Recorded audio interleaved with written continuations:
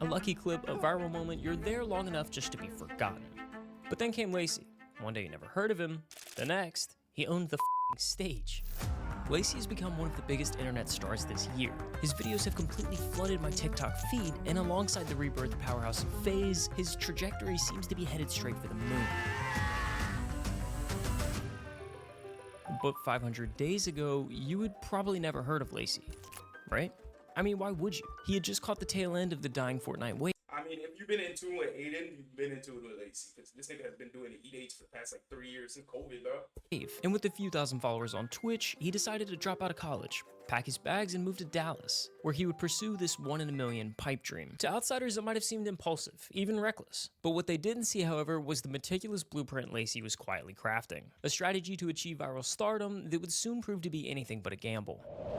I was always trying to find a way to shift out of Fortnite and get into the more IRL mainstream content. I just had to do it properly, and I had a whole plan on how to do it, and I executed it perfectly, I think. Lacy's master plan consisted of 3 key steps, and switching from Fortnite to IRL content was the first. Success doesn't come from following the crowd. It comes from seeing what others can't. Take Aiden Ross, for example. He revolutionized streaming by turning it into a platform for organic networking. Where others only saw gaming or personal commentary, Aiden saw an opportunity to bridge the gap between streaming. Yeah, bro, if you were around these times, honestly, this was like, bro, the golden era. Those COVID streams, bro, that Tory Lanez Aiden stream, bro. Like, if you actually watch the whole thing, fucking hilarious. That whole entire, everything that was just happening there was like the perfect storm, nigga. And like, I don't think there will ever be a bunch of streamers like that all coming up at once.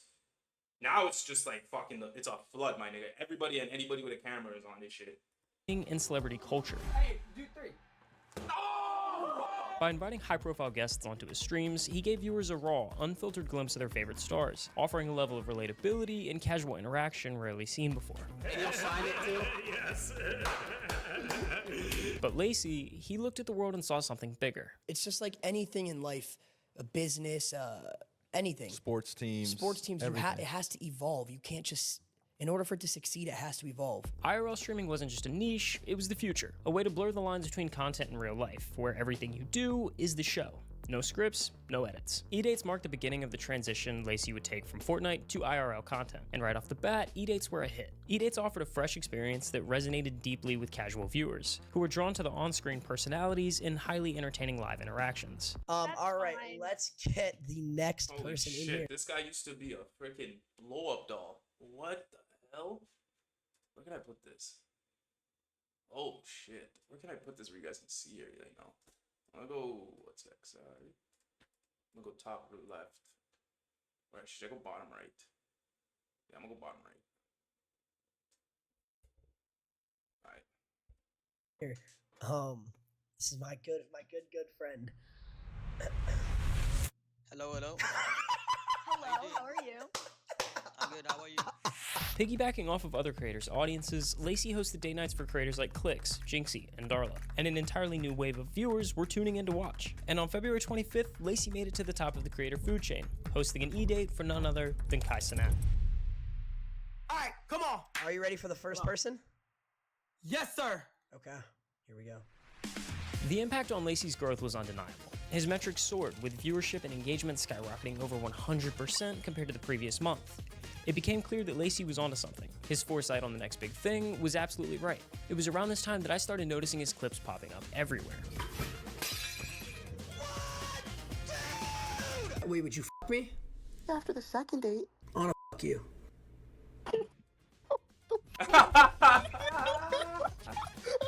They seemed to be impossible to avoid, constantly being shared, reposted, and talked about. Before long, it felt like his face was on every video on my For You page. What do you think it takes to actually build an audience? I think you need to be able to, right now, clip farm.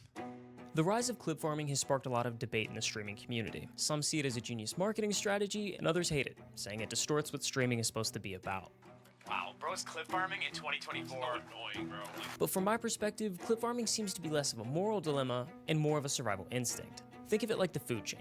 Eat or get eaten. In an ecosystem where attention is currency, if you're not creating viral moments, someone else is, and they're taking your audience with them. Following the You know what it is mostly with this clip farming shit? I feel it's not even the niggas that do the clip farming that really hate it. The niggas who aren't able to do it that are hating it. Like, cause they just, you know, some niggas be in their box. Their personality isn't even all the way out there. Cause to clip farm, you literally have to be willing to just do anything. Like, not give a fuck about what anybody sees, gives a fuck about what anybody says, or like you're cooked. So that's why like most of the people who are hating on this clip farming shit is cause they're not even their personality. They're not willing to show it. They're dead ass like they just got their persona on their stream. But in terms of actually trying to step out the box, it's always going to be in it. The E-Date series, Lacy expanded his in-house clipping operation, going from a small TikTok hustle with 2 pages and 1 editor to opening the doors to the world, offering to pay clippers a premium for driving eyeballs to his stream. Now, Lacy didn't invent this clipping strategy. He merely adopted it from a man named Andrew Tate. Tate didn't just take over TikTok, he broke the system. His face was everywhere, his quotes were unavoidable, and his controversial persona became a viral sensation. He perfectly blended basic social media strategy and clever affiliate marketing tactics to drive traffic to levels never before achieved. Tate engineered an army of fan accounts by putting a bounty on views, or in simpler terms, he paid a commission on course sales to those promoting it. This model was revolutionary because it weaponized virality. He didn't need to post himself, thousands of people were doing it for him. Now, Lacy's approach wasn't built on the back of controversy. His idea wasn't to drive engagement off of hate comments, but quite the opposite. You see, Lacy treated these clips similar to a trailer for a movie. If you really look at like clip farming, the word itself, it's been around since the beginning of content. Like clip farming is just doing things to entertain the audience that's watching. For sure. So if you're streaming and you're always doing things that are entertaining the people watching, then certain clips get posted and they come to your stream. They're like, oh, he's not doing that exact clip, but this was funny. This was funny. Yeah. They're going to stick around and watch. You see, it be these niggas that you gotta watch out for because they low-key be sneaky smart. This nigga, the fuck? What? Bitch, Lacy. I'm pretty sure I just seen you like stick a toothbrush up your ass and shit. The fuck? Been proven time and time again, joining a content house or a gaming organization can propel any creator to stardom. And for Lacy, the timing of his rebrand couldn't have been more perfect. By late 2022, FaZe Clan, the once gold standard of gaming and internet culture, had hit rock bottom. Overloaded with tone-deaf sponsorships, bloated budgets for celebrity endorsements, and a diluted brand identity, FaZe had lost touch with what made it iconic in the first place. The organization that built its name on authenticity and community had become a corporate shell of its former self. In the midst of this decline, FaZe co-founder Banks stepped back into the spotlight, taking over as CEO. Banks and the other founding members took drastic action, removing nearly every member from the roster and essentially wiping the slate clean. Their mission was clear: strip the excess away, cut the noise, and return FaZe back to its roots. This move marked the beginning of a new era for FaZe Clan, one that sought to reclaim its place as a cultural juggernaut. As they rebuilt, FaZe wasn't just looking for gamers anymore. They were at a point, FaZe was actually like insane. Like, bro, you couldn't go to anywhere without seeing like a FaZe t-shirt or like those fucking socks or, bro, that fucking logo. They did their big one, bro. Their marketing was on point, bitch. But and look at them, now they reinvented, which is the hardest thing I think to do.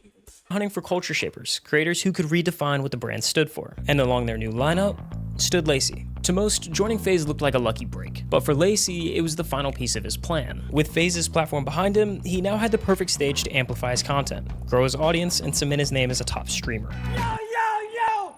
Lacy and Stable Nation! Yeah! We got the new... Why did Lacy always clap like that? He claps like a seal. 15 Nation! Yeah! We got the new $15 million LA FaZe house. Lacy, Ronaldo, and Jason the Ween. He's not here, but he will be here soon. Possibly even Black Boy Max. In the creative chaos of the FaZe house, both Lacy and Stable Ronaldo really stumbled into what would become the cornerstone of their brands: trolling. Get it right, get it, go get it right! But it wasn't just about pulling pranks or being disruptive, it was a deliberate strategy. Every prank, every outrageous moment was engineered to do one thing: get people talking. Well, this is not just any. That's cool. This is Chrome. As the pranks escalated, so did their audience's appetite for the chaos. They pushed the limits further and further, testing boundaries and creating moments that fans couldn't stop sharing. But when you live on the edge of entertainment and controversy, it's only a matter of time before you cross the line. Damn, actually. Lacy and Ron knew exactly. Craziest part is I seen that live, and it was at a time when I didn't even know who either of them were. I was literally randomly channel surfing on Twitch and seen it as it happened. exactly what they were doing. They've mastered the science of trolling, not to amuse everyone, but to polarize. For them, it's not about being liked, it's about being impossible to ignore. That's the way to go viral. That's the way to get people to know your name. The Bradley Martin clip became the perfect storm for their strategy. On one side, viewers were furious with Lacy and Ron, calling their constant trolling immature and obnoxious. On the other, people rallied against Bradley for overreacting. The debate wasn't just a side effect, it was the fuel that sent the clip viral. Bradley, that got like 40 million views across everything. Viral. TikTok became Lacy's playground. With an army of 1,598 clippers pushing his content, Lacy's name became inescapable, dominating the feeds of even those who had never heard of him before. Like my hashtag last month, hashtag Lacy, got like over 60 million views. Wow. That carefully orchestrated machine Lace did was in full effect. He was becoming a household name. Now, if we're being completely honest, when the new FaZe roster was announced, I wasn't sold. After years of watching the brand lose its soul to corporate bullshit, shoveling brand deal after brand deal down our throats, the idea of a FaZe comeback seemed like a pipe dream. And frankly, I figured these guys were just another misstep in a string of failures. Then came the Japan trip. Boss, we would love to go to Japan under FaZe funding. How much you guys need? For the first time, I started to see what Banks must have seen in them. This group wasn't coasting on the name, they were building something new. Which one is Jason? The trip wasn't just a content goldmine of hilarious pranks and meme-worthy moments, it was proof that these guys had the chemistry, humor, and raw creativity to make FaZe phasing. And if you thought they were gonna let this newfound momentum die out, you'd be clinically insane. Breaking news tonight. FaZe Clan just announced a 30-day group subathon. Did y'all tune into this shit? This shit was fucking hilarious. I'm not gonna lie. They bodied it. A little bit more planning, but they bodied it. Starting They did their big one. September 1st. That was when I really started 30 watching days Black of Boy. continuous streaming with the FaZe Boys 24/7. I have to stream for 30 days straight. This wasn't just another live stream. FaZe rented out a $3.1 million mansion and transformed it into a content factory. Cameras rolled around the clock as the boys turned everyday moments into entertainment. Hey, fellas! I dropped the soap. Whoa. It was This is why Ron is my favorite, bro. He's the word. It's not high real. risk, high reward, and the stakes were clear. Capture the internet's attention and prove to everyone that FaZe was back. The production value was higher than ever. With curated events, high-profile guests, and the kind of chaos that only FaZe could deliver, every member had a role, and every moment, planned or unplanned, was content gold.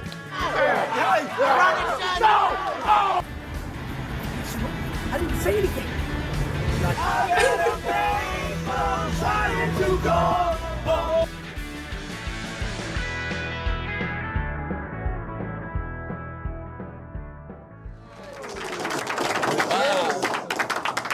So incredible to see you guys. Everybody, welcome to the Shit's so dark. first ever 2024 FaZe Subathon Awards. Let's see who won what award.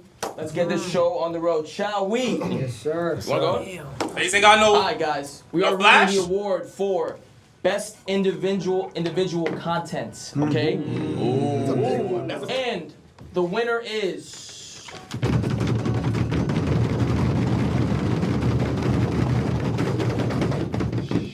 Jason. Come over here, man. Come over here, man. And the winner, Adapt and Ron. And the winner is. I'm not gonna lie. This is giving like track and field vibes, participation ribbon type shit. Like niggas are handing out awards to their own. Like what? Hi. Ron and WWE. That's deserved. And the award goes to Adapt. Damn. You might be cleaning house tonight. Winner is Silky versus Max. Y'all got your awards. You got your awards. Lacy, how you feeling? Why would you say that? I'm just asking. It's coming, Lacy. Y'all got beat, bro. Watch out. It's coming. Best guest appearance. And the winner is Justavo Ronaldo and Corinna. Category is most wholesome. There we go. Finally, Lacy. Oh my God. Let's go, Lacy. And the winner for the most wholesome for the FaZe Subathon, That no. Jason. Oh, okay. Best girl content. Lacy. I'm not gonna lie. Out of all those awards, that's the best one. What the fuck? Wait, I'm just kidding. It's Jason. Let's go, my boy. Bitch. And the winner is Adapt Best Buy. Oh, no. Damn. Why'd you throw it? We have one award left. Come on, Lacy. And Mr. Ricky Banks. Get your ass up here, my boy. Banks. We call this the Banks Award right here. The FaZe Subathon Golden Boy. Lacy. All right.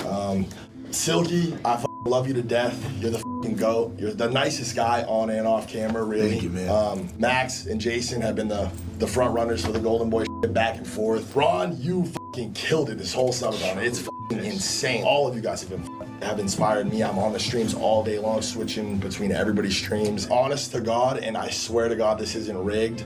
Everything was fan voted. I texted. Who was I talking to? I was talking to you guys yesterday about who's gonna win this, and no bullshit. The winner of this is Lacy. Wow. Lacy was the first one out of all you guys to jump on board with this FaZe. You were the first one to sign. Personally, it's a little bit biased too, because I do cycle through everybody's streams. But as far as clips, his laugh, like, I'm a big Lacy fan. This nigga Lacy is one of the most genuine people I know. I always tell him this, most genuine people I know. If I ever just need someone, you know how you can talk to someone and then they'll just listen? Lacy's always that guy. Lacy never complains. Nobody out of you 6 guys gets shit on more by each other and your chat than this motherfucker. He lets the jokes roll off his shoulder every single time. Lacy, you feel me? He's real genuine with his shit. He's funny. He'll come in, just come help you during your content. Loyal as You know, this shit gets me emotional for real, because a lot of things people don't know.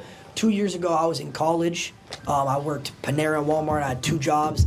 I didn't even think streaming was a possibility. And then I started streaming and got hit up to join FaZe. And I met everybody here on this stage with me. Our bond has grown stronger than I ever thought I could have with people that aren't family. Like, genuinely, if you guys ever need anything, no matter what, you could be 30 with kids, you call me, I'm there no matter what. I genuinely have a love for every single person in this room, and this subathon was so much fun, and I love everybody. What are your guys' plans for the future? Lacy! I mean, me personally, I'm just kind of living in the moment. No, this is fine. Whatever happens, happens, just going with the flow. Obviously, I'm gonna keep streaming, doing IRL streams, planning content, just like trying. Wait, what kind of sex symbol? Where did this come from? What the hell? Holy shit! A nigga went from double chunk chocolate cookie to fucking, I don't even know, believer. Trying to evolve my content, but yeah, I'm pretty much. I don't really have like set, those are great dedicated things that I'm planning right now. I'm just kind of just doing it. W fucking Lacy. Nah, that was a good one. That shit almost made me cry.